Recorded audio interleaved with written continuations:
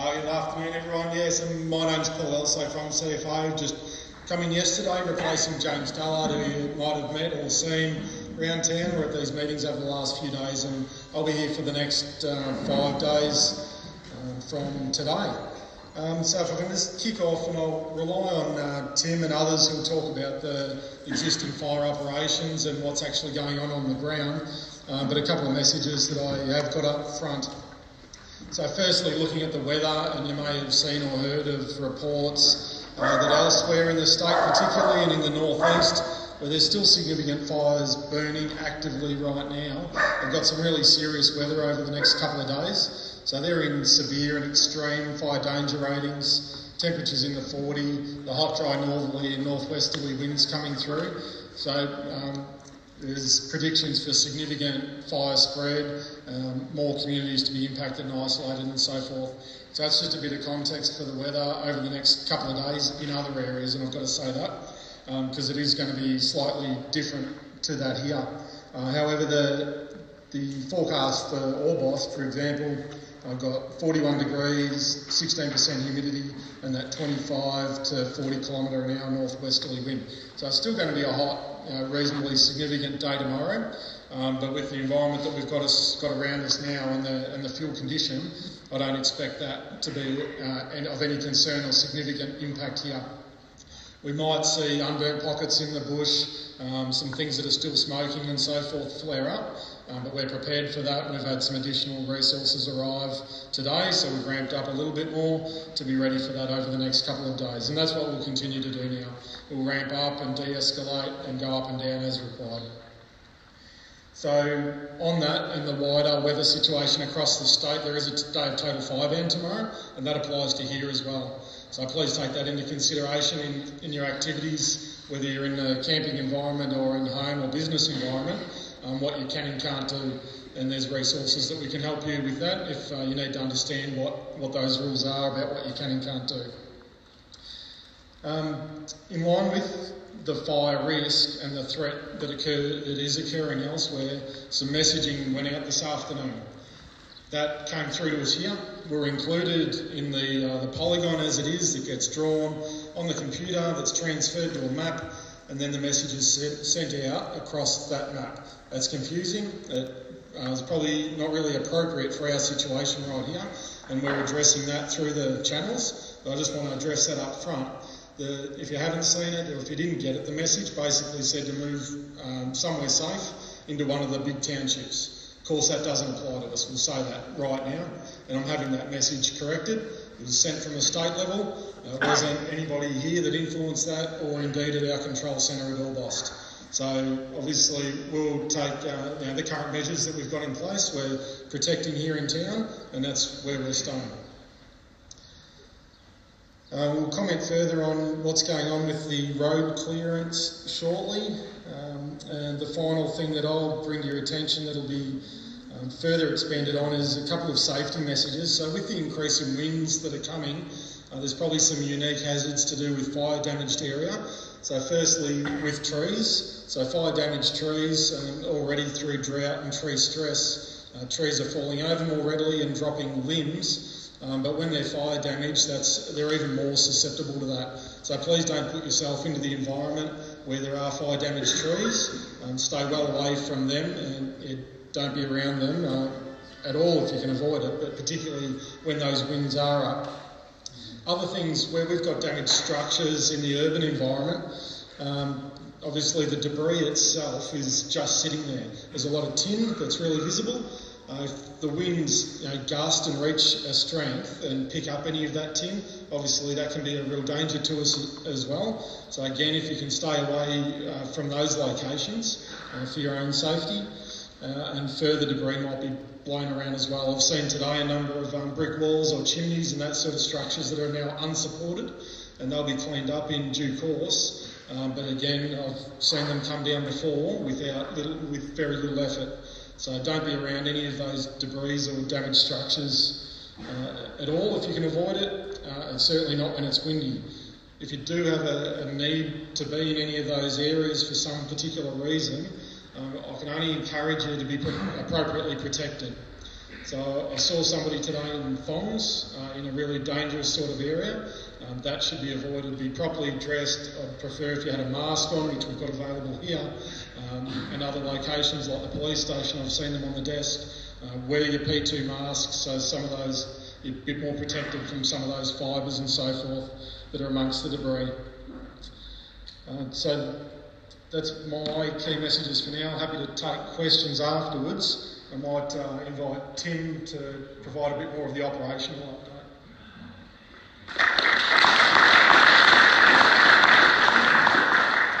Thanks, Paul. I'll give you a bit of an update. Dash is having a well-earned day off today, so he'll be back around tomorrow, but we have really forged ahead with what we were doing yesterday. So we are continuing to work with our hand-falling crews up the Wongarabel Road, and we're also have a harvester machine as well as a dozer working down in the Wallagoora area, and we've gone down to Johnson's Bridge. We've actually crossed Johnson's Bridge now, and we're actually working in and around that community now. So we've made some pretty good progress. There's a lot of trees down. There's a lot of hard work, but they're doing really well. They're doing it safely and being able to open up those areas for emergency service vehicles. In relation to tomorrow, we've got a plan in place. So as Paul said, there is some elevated temperatures and some wind tomorrow. Fire risk, as I've reiterated the last couple of times here at this meeting, is low risk around Mallacoota because almost all the fuel has been burned. Having said that, there will be some pockets of unburned vegetation that may put up a bit of smoke, and you may be able to see that tomorrow. So I guess my message here is you can be alert, not alarmed. If you have some concerns, please dial 000. We have a new strike team in place here from the CFA, and we will be dividing that strike team up along with our local resources to be patrolling areas of the town here at Mallacoota. I'll have a couple of slip-ons that will be able to patrol those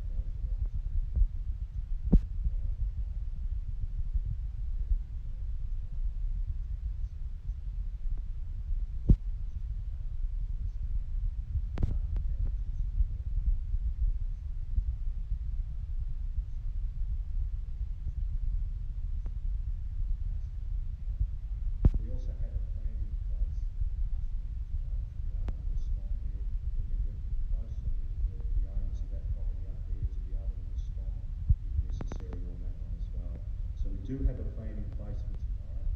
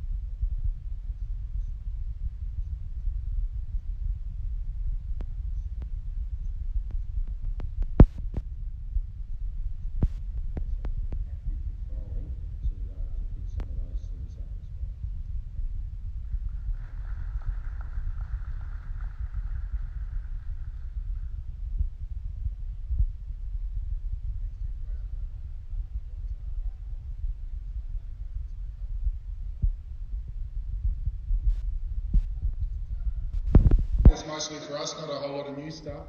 Just in case you're not familiar or haven't been here the last few days, as already mentioned, the wind and the heat's coming, and tomorrow in particular. So a few things to be careful of there. One, we have had, as of a couple of hours ago, an update from the EPA. They said today's air quality is rated at poor. They're expecting it to go to very poor to hazardous tomorrow with the heat and wind change. So more important to remember your P2 masks. We've got them on both doors as you leave, so please grab them. Also, I see a lot of people with them, and that's great. If you've had your mask out for a few days or been using it, just remember that those masks are only designed to work for a few hours, not a few days. So if you've got the same old mask, please, in the bin, grab a new one, grab some extras in case you've got friends, loved ones, family, whatever, to take to them, because again, tomorrow's not a great day. Preferably stay indoors, especially if you've got some sort of respiratory issues. East Gippsland Water, again, as a couple of hours ago, provided us with an update, said the town's water, town's water supply is safe to drink. Now, some of you will probably appreciate that the chemicals, like especially chlorine, can be ramped up at times like this to deal with the bugs. Can make it smell a bit stronger, taste a bit different, so on. Again, East Gippsland Water assured us it's safe.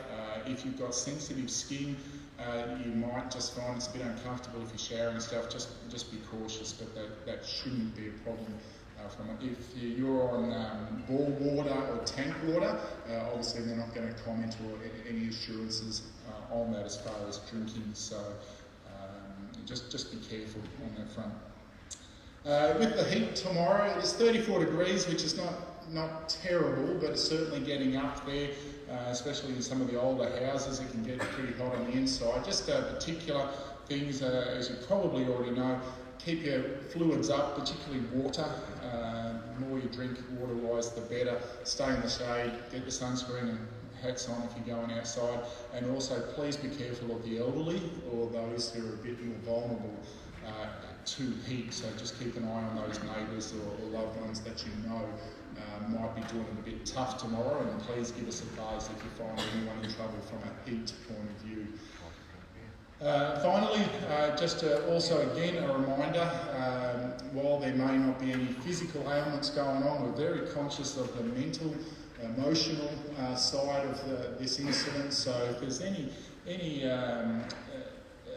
chance that you're just still feeling a bit on edge or doing it tough, please talk to someone. The good old Aussie attitude of "she'll be right, mate." We'll catch up with you. There are lots of people around, Red Cross especially, even in the ambulance service. We've got a lot of peer support, people who just love to sit and chat, hear your story, share some of their own thoughts. So please don't be scared to just come and have a chat. If nothing else, those of us who are blow-ins, we're actually interested in your stories. They're pretty fascinating to us, and if it's good for you to chat about them, we'd love to hear them. So thank you very much.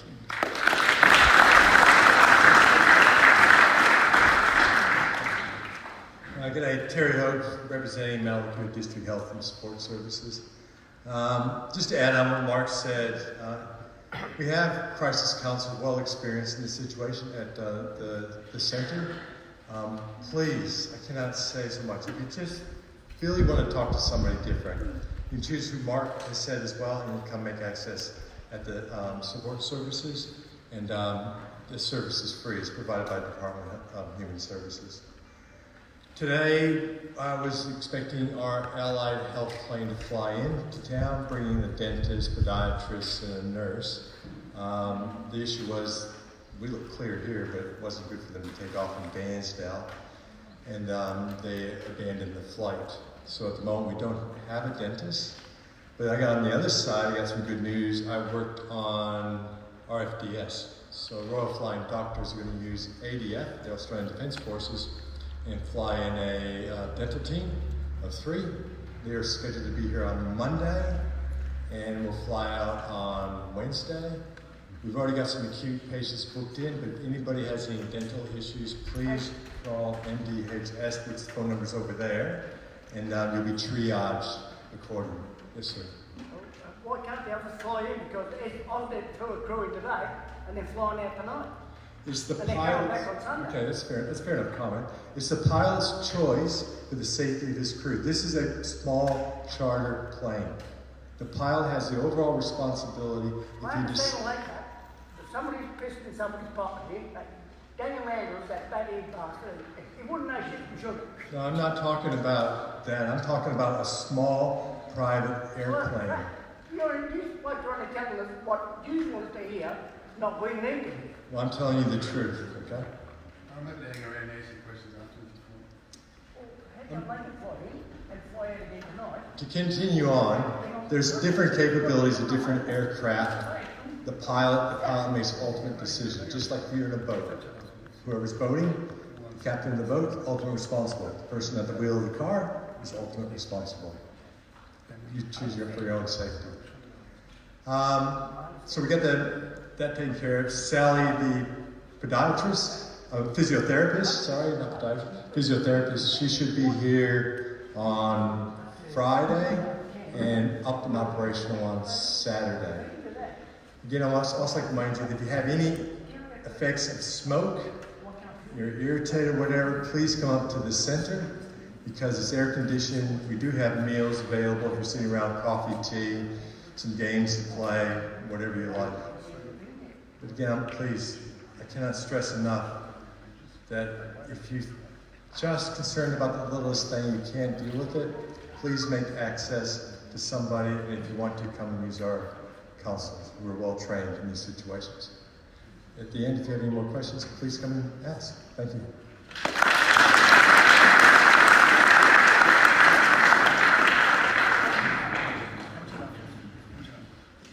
Good evening. I'll quickly jump in while Glenn's a little bit busy. Obviously, if you're here yesterday, I've been coordinating a bit of the big pole side of it from our air assets. Again, not much has changed from sort of yesterday's situation where, again, we'll get late notice. So if anyone wants to get out, at this stage we've got 20 out today. If you come and see us at the police station, register in the morning. If I get notification that we've got a plane that can take you, we can get you out. Again, the whole focus at the moment is to try and get supplies and things into the town, so they don't want to spend too long on the ground. So we sort of need to know first thing in the morning if you come up and see somebody, and we'll put your name on the list, and once I get notification that I can get someone on a plane, we'll give you a ring and we can get you out. But again, like I say, the focus isn't on that, it's on trying to get things in. Again, I spoke yesterday about drawing on our biggest resource, you as a community. Obviously there's a lot of people who have left in a hurry, left their things out, the caravan park and other residents. If you notice something that's not right, or you see someone who's in someone's house or property or at their caravan that shouldn't be there, we need you to speak to us and let us know so we can start doing something about it. We're looking at things, trying to get some lighting and things through the caravan parks and where people's cars have been left to provide that security and a bit of a deterrent. We're getting other things like we're getting some assistance with the military to help sort of patrol those areas. But again, the biggest resource is the community and your eyes and ears. So if you see something or hear something, let us know so we can have a look at it.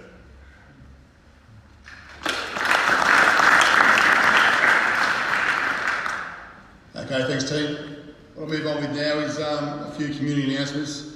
Hopefully everyone is familiar with the community bulletin which is posted around town. If not, it's posted up on the wall there. Some really good updates from our community engagement team.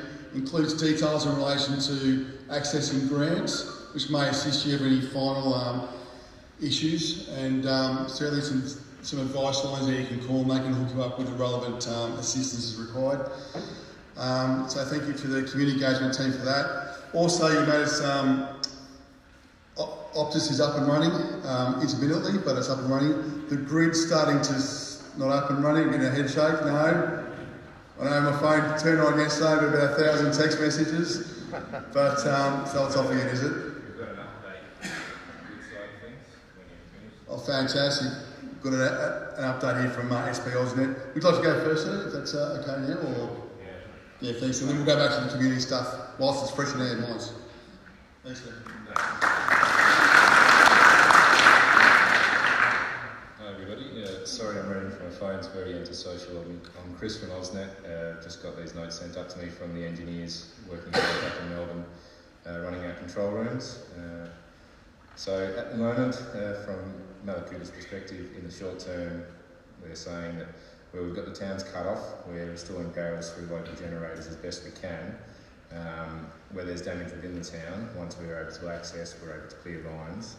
There are hopes that today they may be able to get another 100 customers on. We know that we've got 840 connections here currently unserved. We know that we've installed around 150 with the imported generators that we have. From this perspective, from this point in time and going forward, our hopes are that over the coming days, with safe conditions, we're able to get out and do investigations of the lines and assets, and where able, we can even make more clear, and hopefully we can get more crews up here, poles, wires, substations, the things that we need to rebuild parts of the network. There has been some news about lack of energy infrastructure. False. There are poles, substations and conductor waiting to go. They need safe access, and they're getting in as soon as they can. I've seen crews working in Smouldering Forest, just around the Buchan area this morning, up there with the cherry pickers and putting up brand new poles and things like that. So they are straight out there as soon as they are allowed to be. That's about all I've got for right now. I do have a number as well called the Bushfire support line, which I'll post up here somewhere for you all to take down. So that's a dedicated AusNet number only for bushfire impacted customers for you to call in regards to basically anything. And whether that's a fault or an emergency, a new connection, whatever it may be, that's reserved for bushfire impacted customers. Are you taking questions at this time? I'm happy to take some questions for the panel. Yeah, if you have anything, AusNet? I'll try to answer for you. No, I'll hang around for a little bit and you can grab me after if you want. Okay.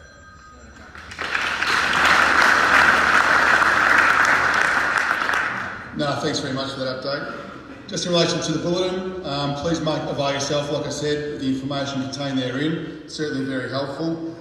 In relation to an evacuation update for HMAS Choules, HMAS Choules will be returning to Mallacoota to offload some heavy equipment to assist us with the recovery, unless otherwise tasked, may get tasked elsewhere, but it is not taking passengers back to anywhere from Mallacoota. Make that very clear. There will be no sea passage by HMAS Choules again.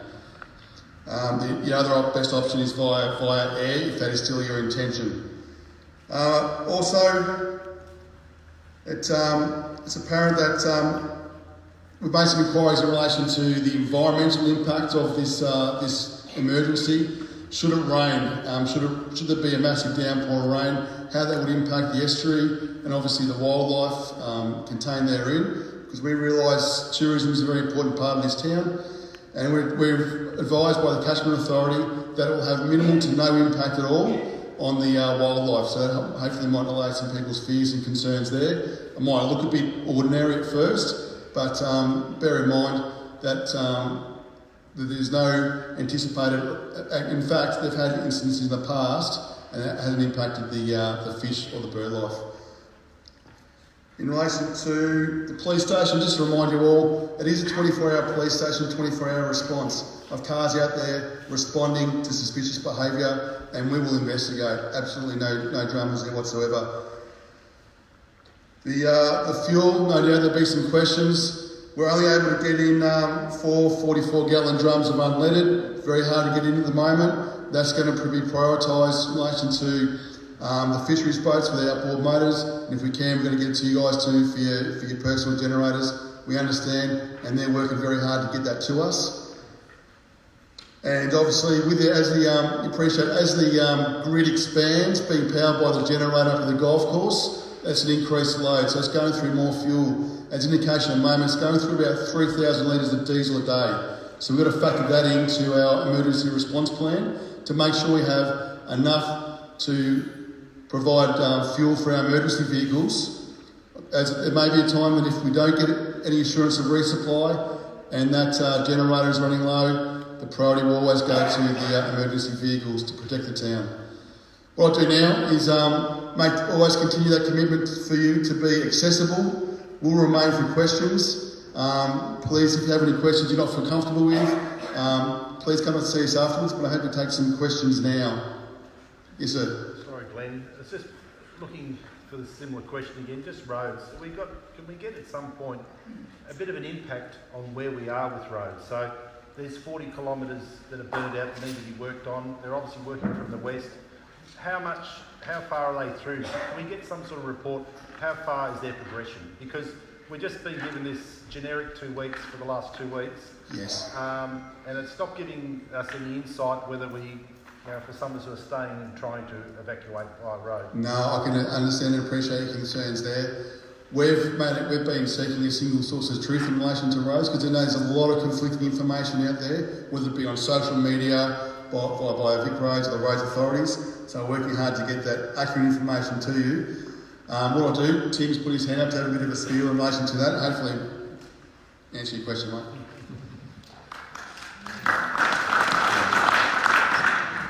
It'll partially answer it. There's been some observations. I've had some phone discussions with my colleagues out of the Orbost ICC who are busy putting resources in from that Orbost-Can River area. My understanding is that I think from Orbost to Can River is not too bad in terms of the work to be done. But there is a lot of work to be done around that Mount Drummer area. So for those of you who know that area where the Princess Highway, it's almost a bit of a side cut around the mountain, as you can appreciate, that's where there is a lot of work to be done. So as a very rough estimate, there's probably 30 k's of really hard slog ahead, and the rest of it is probably not so bad. But that gives you a bit of an idea of where the resources are being focused. I can't give you a time limit on it because I really don't know, but it gives you a little bit more information about the more severely affected section of the road and where they're focusing their energies on. That's all I can say. So we don't know how far they've progressed. No, sorry. I just thought I'd give you a bit more information. That's where I guess if we can find out some sort of progression. Yeah. Okay, yeah. So if they've been working on it for a week and a half, how far have they got? Like, they've got 30 k's of really difficult terrain. Have they done 2k of it? Or have they done 15k over the whole lot, or what? Yeah, okay. So this is the risk I take when I provide you with a little bit more information, which you're wanting more from me than I'm able to give, and I wrestle with that sometimes. Sometimes it's better for me to just back off a little bit. But in the interest of trying to give you some more information, I don't actually have any more, but what I will try and do, I'll make a commitment here, that I will try and get some more concrete information from Orbost that I can present to you tomorrow. How about I do that? Okay, good. Okay, I'll do that.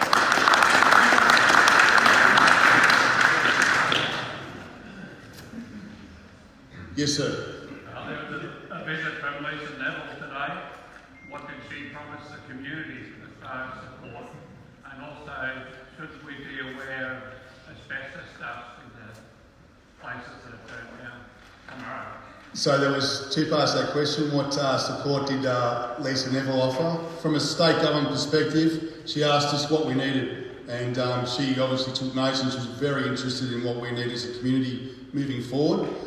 And I'm sure she'll take that back to her powers that be to ensure that happens. One of our requests was the presence of DHHS personnel to assist with the recovery phase. That commitment's been answered and the DHHS person's coming in. So thank you to the Minister for that. The second part of the question relates to asbestos. We have fact sheets on the wall in relation to asbestos and how it impacts after a bushfire. I encourage you to read that. Any questions in relation to that, I suspect if you have any specific questions, speak to our health team. But obviously the P2 masks are best protection, and staying out of those structures that have been impacted by bushfire at this stage. I understand it's a pertinent point and it's going to affect the community for a while. We have flagged the requirement for clean-up teams to come into Mallacoota as a priority. So as you can all appreciate, when those roads are deemed to be safe for transit, it's going to be staged opening. We're going to need essential services to come in quickly to help us supply stuff. So we're looking for fuel as one to come in. We're looking for the power poles and the like to come in as well. And obviously the clean-up crews to make it safe. And then it'll be a staged opening, I assume. And we're seeking definite messaging about that. We're looking at essential services, there may be residents, and then and residents being all you living here at the moment, and then being the general population to come in. Hopefully that helps. I might go over this way first, sir. Yes? The heavy machinery coming in on tools, is that going towards us? Where's that headed? It's headed here first, and how it's going to be used is up to the people that use it. So presumably the prioritising is for the roads and the like. And that's obviously depending on the conditions of sea state as well. So if the sea state isn't good enough for the safe unloading of those items, it's not going to happen. That doesn't mean they're not thinking of us. So we're just trying to at least have the stuff here offshore, so we have that option if it's available. What I might do there is I might call it there, and as stated, the commitment is we will be here to answer questions. So please, if you have questions, please come up and see us. I know you've got things to do, places to be, but please come and speak to us. And the meeting tomorrow night, just to reiterate, we're trying to bring it forward a little bit to 4 p.m. To 4 p.m. tomorrow night. So we'll be here presenting at 4 p.m. and we'll also hang around to catch up people at 5 p.m. if need be. That just for a little bit, but the main one will be at 4 p.m. Thank you all.